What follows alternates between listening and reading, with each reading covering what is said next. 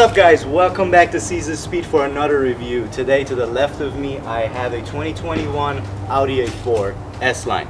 Let's get into it. So this particular A4 in the S-Line premium model comes with a 2-liter intercooled turbo gas electric engine, which just means that you get a little bit better performance and also better fuel economy compared to the base 2-liter engine. So in combination, all of that translates into 261 horsepower and about 36 mpgs highway, which are pretty good stats for a vehicle of this size. Now let's go around and take a look at the interior. Alright, so getting into the interior of the 2021 A4. So you can see you have some pretty welcome lights down there. Let's hop in and check out the interior. So as you can see, this particular model is equipped with the virtual cockpit. You also have the active headlights. They do a little dance when you turn the car on. So on the digital cockpit, you have your basic gauges. So as you can see, this car's interior comes to life at night. We have some pretty ambient lighting in here around the cup holders. Down here in the tunnel, if my camera focuses, there we go. Same thing in the driver door right here, and of course the virtual cockpit looks sweet at night.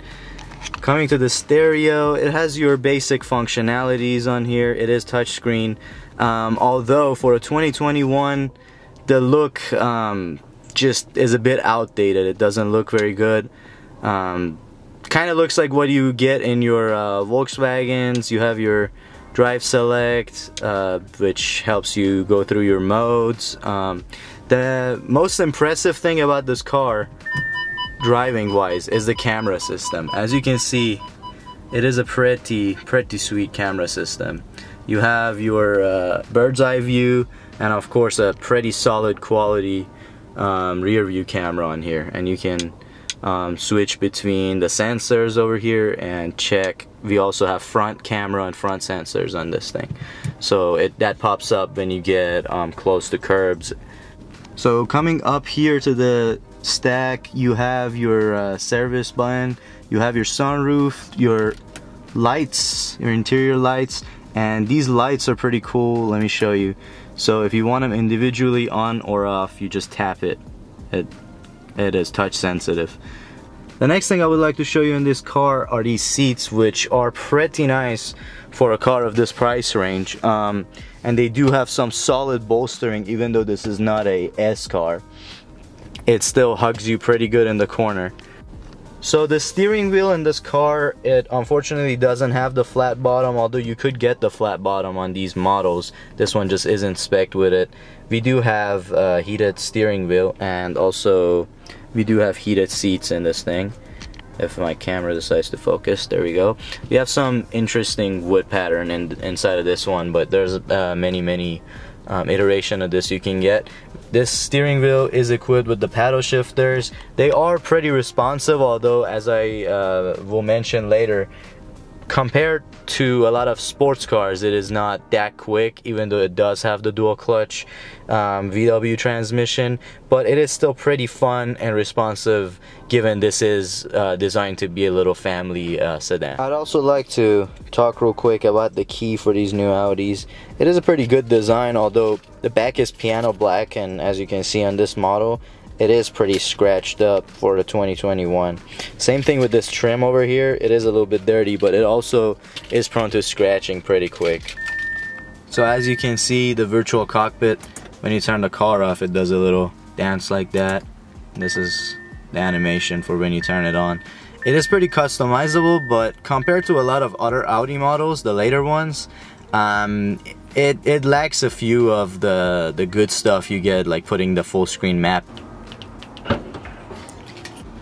So the trunk space is actually quite adequate, although for a sedan of this size, I think it's due to the Quattro system, but the trunk is pretty shallow compared to, like, say, a 3 Series, but it is pretty deep.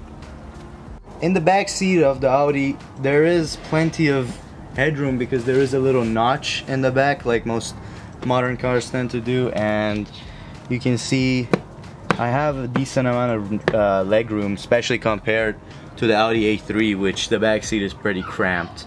On this one, it's a pretty nice place to be, although for its size it's pretty good, but compared to some like a 5 Series, it's not all that big, but adults can sit here long term pretty comfortably. Back here you do have a little screen for your rear passenger climate control, and also a couple of charger ports and a 12 volt.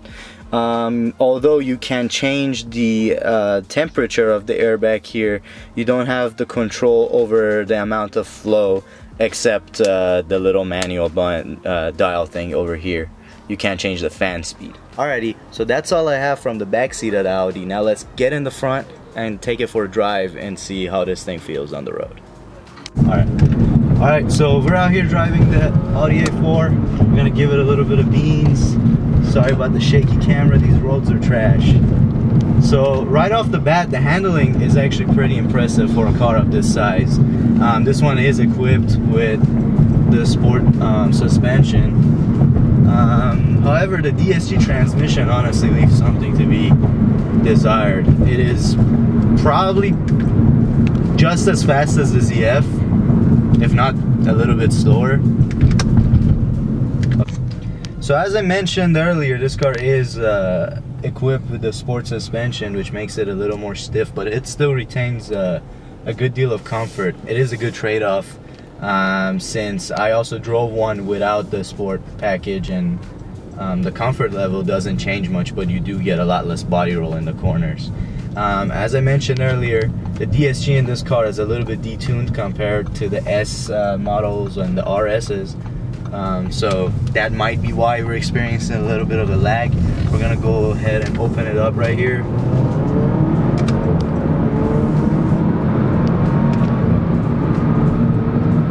Alright. Not bad at all. So the gear ratios are pretty good. The 7-speed in this car gives you more than enough to get up and going. The powertrain in the car, you know, for an A series, it's solid. It's a solid powertrain. Although if you want something quick, if you want something faster, definitely consider getting the S4 over this. It is such a drastic difference. But compared to the previous A4 models, this is a lot sportier feeling, especially because this is the S line. So, you know, you get the steering wheel, you get the vibes, you have the digital dash, which is equipped in this particular one. It is an option though, you don't get it with all of them. Alright, so this car has a few drive modes. You have your comfort, auto, dynamic, and you can customize those in individual mode. You can change your steering with however you like the engine and transmission to behave. In its regular comfort mode, it feels pretty comfortable for daily use. In dynamic mode, it wakes up a little bit, but it's still very manageable. You could drive most of the time in dynamic mode pretty comfortably. Another annoying thing with this car is this auto stop start, and about honestly every new car that you have to turn off every time in the car. There's no way to just keep it off. Okay, we're gonna go down to second gear, punch it. Feels pretty good. Pulls pretty solid for it just being an A4. I'll give it that. Although I'm used to bigger displacement cars, so I might be a little spoiled. But the shifts are nice, the paddle shifters feel good. I really like this steering wheel. The ergonomics in Audi Volkswagen products are usually pretty good. So these seats are pretty supportive. The seating position's good. Everything out from the driver's standpoint feels nice. The screen is quite intuitive. It works pretty nice.